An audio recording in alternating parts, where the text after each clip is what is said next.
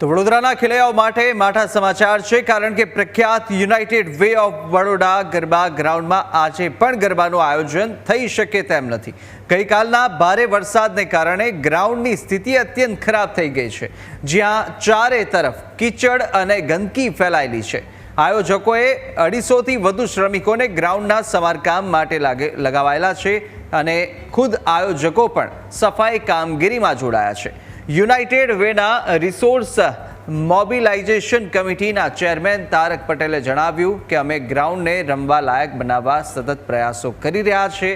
જો આજે તડકો નીકળે તો સાંજ સુધીમાં ગરબાનું આયોજન શક્ય બની શકે।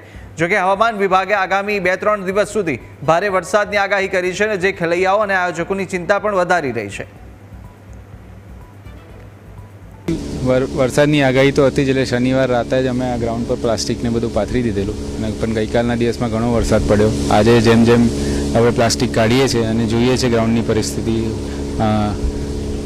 ઈચ્છતા હતા કે વધારે તાપ હોય તો સુકાવામાં મદદ રહે, અને પવન સારો છે, એટલે હવે માતાજીને એ જ આજીજી કરીએ કે વધારે વરસાદ આજે ના પડે।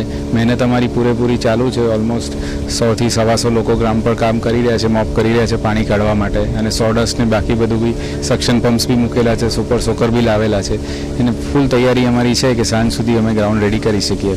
ઉત્સવ પ્રિય નગરી તરીકે જાણીતી વડોદરા નગરીની અંદર તમામ જે તહેવાર હોય છે તે ધામધૂમથી ઉજવાતા હોય છે, અને તેમાં ખાસ કરીને જે નવરાત્રિનો પર્વ છે એ ખૂબ ધામધૂમથી ઉજવાતો હોય છે, અને જે ખેલૈયાઓ છે તે એક વર્ષથી નવરાત્રિ પર્વની રાહ જોતા હોય છે। પરંતુ આ વર્ષે નવરાત્રિ પર્વની અંદર ખેલૈયાઓને નિરાશા સાંપડી છે, કેમ કે હવામાન વિભાગ દ્વારા જે આગાહી આપવામાં આવી હતી વરસાદની, તે પ્રમાણે વડોદરા શહેરમાં પરમ દિવસે અને ગત રોજ ભારે વરસાદ ખાબક્યો હોવાના કારણે જે ગરબા ગ્રાઉન્ડ છે તે પાણી થઈ ગયા હતા।